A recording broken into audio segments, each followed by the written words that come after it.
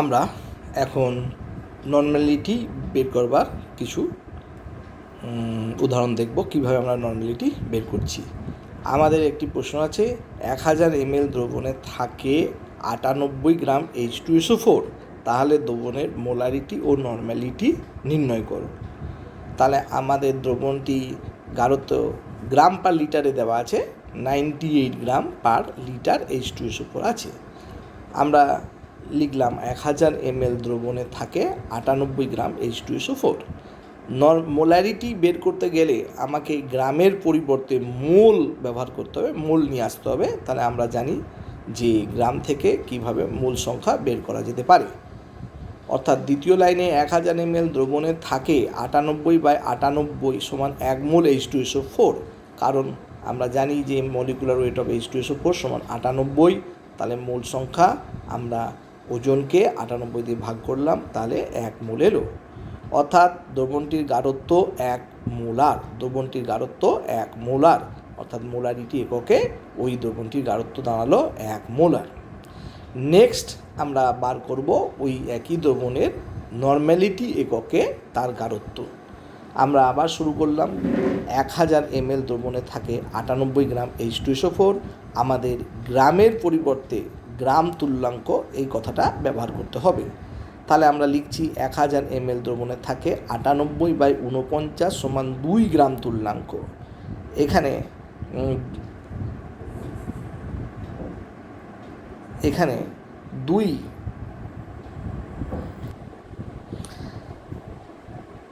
2 গ্রাম তুল্যাঙ্ক কিভাবে আসলো?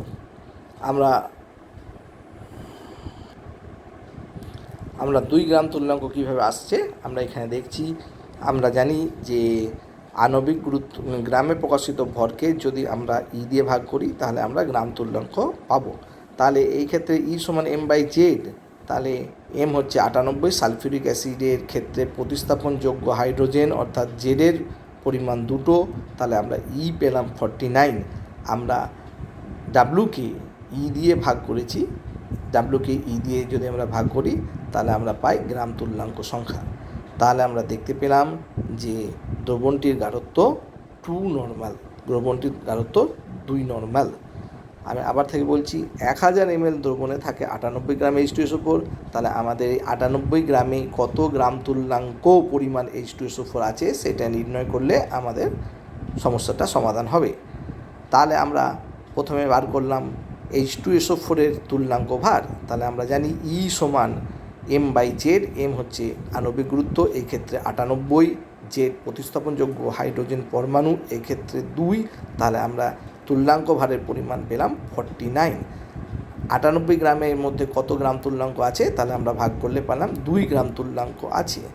তাহলে আমরা দেখতে পেলাম 1000 ml দ্রবণে থাকে 2 গ্রাম তুল্যাঙ্ক H2SO4, অর্থাৎ দ্রবণটির গাঢ়ত্ব 2 নর্মাল, নর্মালিটি এককে 2 নর্মাল। এই প্রশ্নটা থেকে আমরা দেখতে পেলাম যে H2SO4 দ্রবণের গাঢ়ত্ব 1 মোলার, সেই দ্রবণেরই গাঢ়ত্ব যদি আমরা নর্মালিটি এককে প্রকাশ করি তাহলে উত্তর আসছে 2 নর্মাল। আমরা একটু যদি চিন্তা করি তাহলে একটি সম্পর্ক আমরা পাচ্ছি, নর্মালিটি সমান মোলারিটি ইন্টু জেড, অর্থাৎ কোনো দ্রবণের মোলারিটিকে আমরা জেড দিয়ে যদি গুণ করি তাহলে দ্রবণটির গাঢ়ত্ব নর্মালিটি এককে পাই। আমরা কিছু প্রশ্ন করব। মনে করি 0.1 মোলার Al2SO4 অ্যালুমিনিয়াম সালফেট, এই দ্রবণটির গাঢ়ত্ব আমাকে নর্মালিটি এককে প্রকাশ করতে বলেছে। তাহলে আমরা কিভাবে বের করব? তাহলে নর্মালিটি সমান মোলারিটি ইন্টু জেড, আমরা একটু আগেই দেখলাম অ্যালুমিনিয়াম সালফেটের ক্ষেত্রে জেডের মান হয় 6, তাহলে আমরা 6 দিয়ে মাল্টিপ্লাই করলাম অর্থাৎ 0.6। তাহলে এটি হলো 0.6 normal Al2SO4 aluminium sulphate. Second আমাদের দেওয়া আছে 6 নর্মাল H2SO4, তাহলে নির্ণয় করতে হবে এটি কত মোলার H2SO4, কত মোলার H2SO4। তাহলে আমরা বার করছি n সমান m ইন্টু জেড, তাহলে n/z সমান m, তাহলে আমরা 6কে 2 দিয়ে ডিভাইড করলাম, তাহলে 3। তাহলে 6 নর্মাল H2SO4 সমান আমরা পেলাম 3 মোলার H2SO4।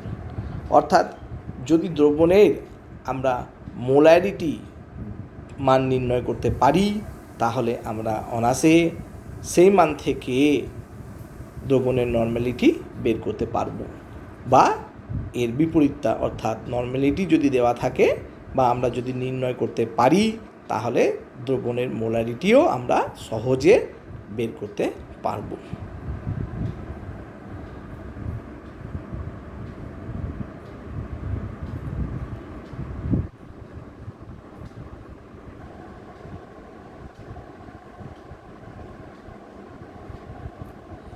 হ্যাঁ, আমরা এবার দেখব একটি H2SO4 দ্রবণের শতকরা মাত্রা W/W-তে দেওয়া আছে 15 এবং দ্রবণের ঘনত্ব দেওয়া আছে 1.02 গ্রাম পার ml। দ্রবণের মোলারিটি ও নর্মালিটি আমাদের নির্ণয় করতে হবে।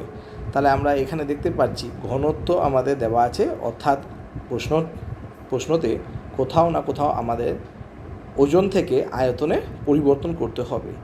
ওজন থেকে আয়তনে পরিবর্তন করবার জন্য ঘনত্বর প্রয়োজন হয়।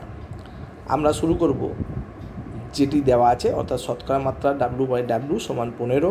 এর অর্থ আমরা সকলে জানি 100 গ্রাম দ্রবণে থাকে 15 গ্রাম H2SO4। তাহলে এখানে গ্রামে দেওয়া আছে, আমরা মোলারিটিতে নির্ণয় করতে চলেছি। তাহলে এই ক্ষেত্রে গ্রামের পরিবর্তে দ্রবণের আয়তনের প্রয়োজন। আমরা M সমান V/D এই ফর্মুলাটিকে ব্যবহার করে, অর্থাৎ V সমান M/D এটিকে ব্যবহার করে এখানে লিখলাম 100/1.02 ml। দ্রবণে থাকে 15 গ্রাম H2SO4। পরবর্তীকালে দেখতে পাচ্ছি এত গ্রাম H2SO4 থাকে। তাহলে 1 ml কত থাকে, 1000 ml কত থাকে। এর পরবর্তী ধাপে আমরা কি করছি না, গ্রাম এককে রয়েছে। আমরা জানি যে মোলারিটি সংজ্ঞা 1000 ml দ্রবণে কত মোল দ্রাব্য থাকে।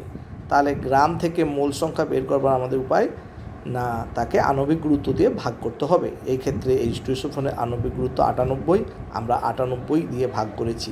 তাহলে আমরা পেলাম 1.56 মোল H2SO4। অর্থাৎ আমাদের 1000 ml দ্রবণে থাকে 1.56 মোল H2SO4। তাহলে আমরা বলতে পারি দ্রবণটির গাঢ়ত্ব 1.56 মোলার।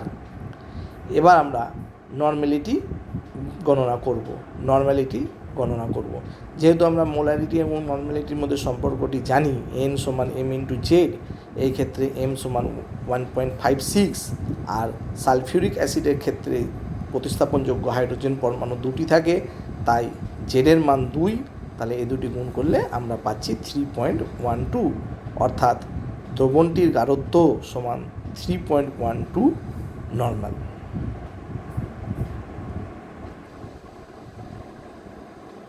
কিছু প্রশ্নে ঘনত্বের পরিবর্তে আপেক্ষিক গুরুত্ব দেওয়া থাকবে, এবং আমরা সকলে জানি আপেক্ষিক গুরুত্বটা কি না, ওই দ্রবণটির ঘনত্ব আর জলের ঘনত্বের অনুপাত। 4 ডিগ্রি সেন্টিগ্রেড উষ্ণতায় যেহেতু জলের ঘনত্ব হচ্ছে 1, তাই আপেক্ষিক ঘনত্বকে আমরা ঘনত্ব রূপে ব্যবহার করতে পারবো। অর্থাৎ দ্রবণটির ঘনত্ব 1.02 গ্রাম পার ml। গাঢ়ত্ব প্রকাশের এর পরে যে পদ্ধতিটা আমরা আলোচনা করব সেটা হচ্ছে মোলালিটিকে আমরা এইভাবে ডিফাইন করি, 1000 গ্রাম বা 1 কেজি দ্রাবকে যত মোল দ্রাব্য দ্রবীভূত থাকে। আমরা এখানে লক্ষ্য করব কেবলমাত্র এই ক্ষেত্রেই আমরা দেখতে পাচ্ছি দ্রবণের পরিবর্তে দ্রাবক আছে, দ্রবণের পরিবর্তে দ্রাবককে নেওয়া হয়েছে। এবং আমরা এতক্ষণ যে এককগুলিকে দেখেছিলাম সেই ক্ষেত্রে আমরা দেখছিলাম আয়তন, কিন্তু এই ক্ষেত্রে দেখতে পাচ্ছি যে পরিমাণ অর্থাৎ গ্রাম ব্যবহার করা হয়েছে। আমরা দেখতে পাচ্ছি যেহেতু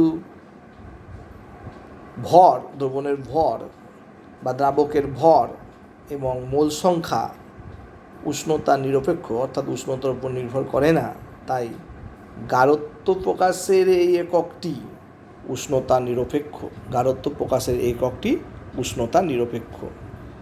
তাহলে আমরা যে সকল পরীক্ষা দ্রবণের উষ্ণতার পরিবর্তন হয় সেই ক্ষেত্রে আমরা গাঢ়ত্ব প্রকাশের জন্য এই একককে ব্যবহার করতে পারবো। মোলারিটি বা নর্ম্যালিটি একককে সেই ক্ষেত্রে ব্যবহার করা হয় না। আমরা এখন দেখব কিছু গণনার মাধ্যমে কিভাবে আমরা দ্রবণের মোলালিটি বের করতে পারি। একটি প্রশ্ন আছে, 120 গ্রাম দ্রবণে 20 গ্রাম NaOH দ্রবীভূত আছে, দ্রবণের মোলালিটি কত? এই ক্ষেত্রে 120 গ্রাম দ্রবণে দেওয়া আছে, আমরা সংজ্ঞাতে দেখতে পাচ্ছি যে 1000 গ্রাম দ্রাবকে, অর্থাৎ আমরা এই ক্ষেত্রে দ্রাবকের পরিমাণ বের করব। তাহলে আমরা সকলে জানি 120 থেকে যদি আমরা দ্রাবের পরিমাণটিকে বিয়োগ করি, অর্থাৎ 120 মাইনাস 20 সমান 100, এই 100টি হলো আমাদের দ্রাবকের পরিমাণ।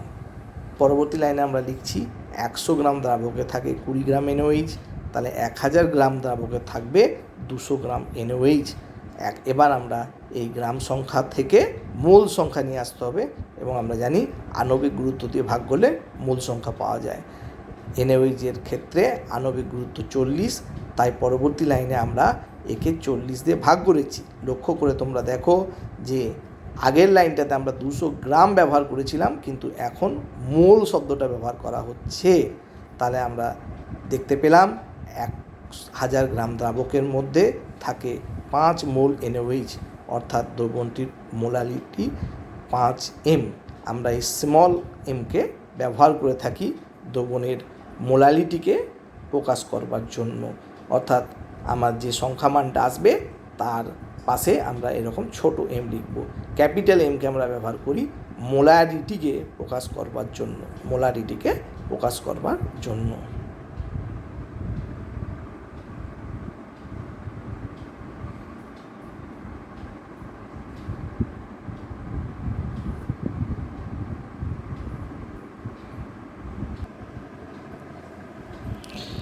এরপরে গাঢ়ত্ব প্রকাশের যে এককটি আমরা আলোচনা করব সেটি হলো মোল ভগ্নাংশ। আমরা এটাকে ইংলিশে বলি মোল ফ্র্যাকশন। তাহলে মোল ভগ্নাংশ এই কথাটির অর্থ হলো, মোল ভগ্নাংশ আমরা দ্রাবকের নির্ণয় করতে পারি, আবার মোল ভগ্নাংশ আমরা দ্রাবের নির্ণয় করতে পারি। দ্রবণের মোল ভগ্নাংশ এইরূপ কোনো কথা নাই। দ্রবণের মোল ভগ্নাংশ কত, এটি একটি অর্থহীন কথা। আমরা যেটি বলবো যে দ্রাবকের মূল ভগ্নাংশ কত বা দ্রবণে দ্রাবের মূল ভগ্নাংশ কত, দ্রবণের মূল ভগ্নাংশ হয় না। তাহলে মূল ভগ্নাংশ কি? তাহলে দ্রবণের কোনো একটি উপাদান, অর্থাৎ সে দ্রাবক হতে পারে বা দ্রাব্য হতে পারে, তার মোল সংখ্যা এবং দ্রবণে উপস্থিত সমস্ত উপাদানগুলির মোল সংখ্যা দিয়ে যদি ভাগ করি, যে ভগ্নাংশটা পাওয়া যায় সেই ভগ্নাংশটি হলো ওই উপাদানটির মূল ভগ্নাংশ। অর্থাৎ যে উপাদানটির মূল সংখ্যাকে আমরা মোট মূল সংখ্যা দিয়ে ভাগ করছি, এই ভাগফলটি হলো ওই উপাদানটির মূল ভগ্নাংশ। আমরা বোঝার চেষ্টা করি। একটা দ্রবণ আমাদের আছে, যে দ্রবণে W1 গ্রাম দ্রাবক রয়েছে, আমরা এই জিনিসটাকে ব্যবহার করব দ্রাবককে বোঝানোর জন্য সর্বদা, এবং ব্র্যাকেটে দেখো লেখা আছে M1 অর্থাৎ দ্রাবকের আণবিক গুরুত্ব M1। অনুরূপভাবে দ্রবণটাতে রয়েছে W2 গ্রাম দ্রাবক, যার আণবিক গুরুত্ব হচ্ছে M2। এবার আমরা দেখব দ্রবণে দ্রাবকের মোল ভগ্নাংশ আমরা x দিয়ে রিপ্রেজেন্ট করি। মোল ভগ্নাংশকে x1 সমান দ্রাবকের মোল সংখ্যা হচ্ছে N1, আর মোট মোল সংখ্যা হচ্ছে N1 প্লাস N2। N1 হচ্ছে দ্রাবকের মোল সংখ্যা, N2 হচ্ছে দ্রাবের মোল সংখ্যা। অনুরূপভাবে x2 হলো দ্রাবের মোল ভগ্নাংশ। দ্রাবের মোল ভগ্নাংশ সমান দ্রাবের মোল সংখ্যা N2 ভাজিত N1 প্লাস N2, অর্থাৎ মোল সংখ্যা। এখন এই N1 বা N2 এদেরকে আমরা কীভাবে নির্ণয় করতে পারবো। তো আমরা আগেই দেখেছি মোল সংখ্যা অর্থাৎ ওর ওজন এবং আণবিক গুরুত্ব দিয়ে ভাগ করলে আমরা মোল সংখ্যা পাই। তাহলে N1-এর ক্ষেত্রে এটি নিশ্চয়ই হবে W1/M1 এবং N2-র ক্ষেত্রে এটি হবে W2/M2। তাহলে আমরা মোল ভগ্নাংশ যে কোনো দ্রাবক বা দ্রাবেগ বের করতে পারবো। আমরা একটা জিনিস লক্ষ্য করছি, যদি একটি দ্রবণের দ্রাবক ও দ্রাবের মোল ভগ্নাংশকে যোগ করি তাহলে আমরা পাচ্ছি 1, অর্থাৎ x1 + x2 = 1। এইটি একটি আমাদের প্রয়োজনীয় সমীকরণ, কারণ এই সমীকরণকে আমরা ব্যবহার করে যদি দ্রাবকের মোল ভগ্নাংশ দেওয়া থাকে তাহলে আমি দ্রাবের মোল ভগ্নাংশ নির্ণয় করতে পারি, অথবা দ্রাবের মোল ভগ্নাংশ দেওয়া থাকলে আমরা দ্রাবকের মোল ভগ্নাংশ বের করতে পারব।